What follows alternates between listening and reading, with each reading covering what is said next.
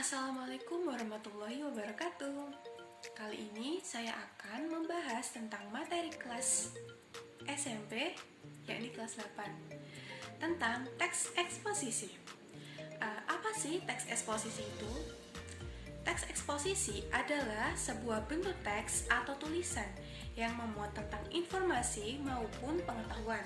Secara umum, teks eksposisi sendiri memiliki tujuan untuk memberikan penjelasan atau uraian mengenai suatu ide, pokok pikiran, pendapat, informasi, maupun pengetahuan kepada pembaca tanpa bermaksud memengaruhi.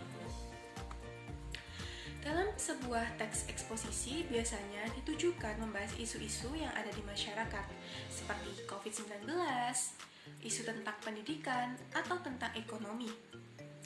Baik, kemudian ada unsur-unsur teks eksposisi yang dibagi menjadi dua.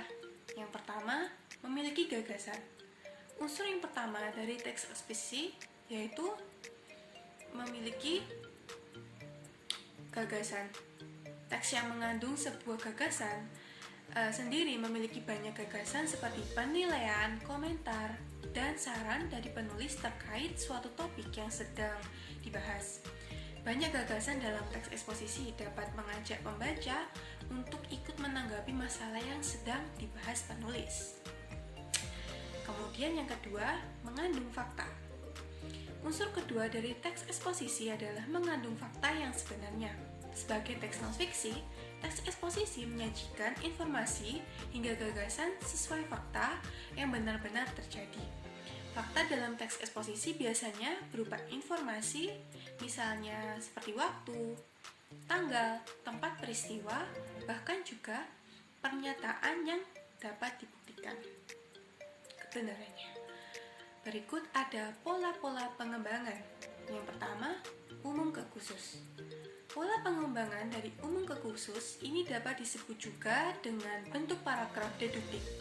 Hal ini dikarenakan ide atau gagasan pokok terletak di kalimat pertama, di awal paragraf, dan dilanjut kalimat menjadi penjelas. Yang kedua, khusus ke umum. Pola pengembang teks eksposisi ini merupakan kebalikan dari pola pengembangan sebelumnya. Pola pengembangan dari khusus ke umum ini disebut dengan paragraf induktif.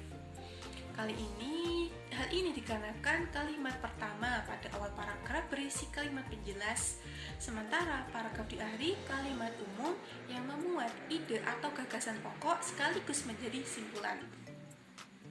Yang ketiga ada ilustrasi. Pola pengembangan teks eksposisi selanjutnya yaitu ilustrasi ini. Dengan menggunakan pola ini, maka kalimat pertama di awal paragraf memuat gagasan utama. Kemudian, kalimat berikutnya berisi beberapa ilustrasi dapat mendukung gagasan utama tersebut.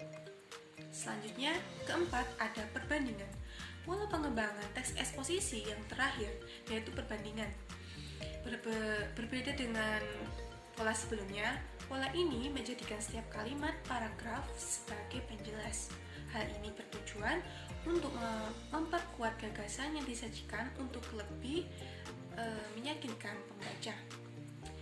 Gagasan yang disampaikan biasanya adalah benda, keadaan, atau sesuatu yang memiliki persamaan atau perbedaan. Berikutnya adalah jenis-jenis paragraf. Pertama, paragraf eksposisi definisi. Paragraf jenis ini berisi tentang pemaparan suatu topik atau berupa pengertian. Jenis ini dapat ditemukan di kemasan produk, katalog, atau iklan. Yang kedua, paragraf eksposisi proses. Paragraf eksposisi proses adalah paragraf berupa teks mengenai prosedur, melakukan suatu kegiatan seperti langkah-langkah, metode, atau pelaksanaan suatu kegiatan. Ketiga, paragraf eksposisi ilustrasi. Jenis paragraf eksposisi ini bertujuan untuk menggambarkan tentang topik yang disandingkan dengan topik lain. Kedua topik tersebut dapat berupa analogi, kata penghubung yang biasanya digunakan seperti atau berbeda. Keempat, ada paragraf eksposisi klasifikasi. Paragraf eksposisi klasifikasi menjelaskan tentang pengelompokan, penggolongan, dan atau pembagian. Yang kelima, paragraf eksposisi perbandingan. Jenis paragraf ini menyajikan Hal yang nilai sama dapat dibandingkan. Perbandingan penting dibahas untuk mengetahui hal unik dalam dua topik yang diperbincangkan. Yang keenam, paragraf eksposisi pertentangan. Paragraf ini menjelaskan tentang dua hal yang bertolak belakang.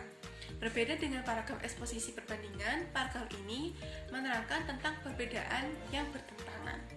Oke, kemudian yang terakhir, yang ketujuh, paragraf eksposisi laporan. Paragraf eksposisi laporan disusun berdasarkan perjalanan, kegiatan yang telah dilakukan, percobaan, atau pengamatan. Praktek dalam kehidupan sehari dapat ditemukan dalam laporan keuangan, laporan perjalanan seperti studi tour, atau laporan penelitian. Oke, demikian yang dapat saya sampaikan. See you!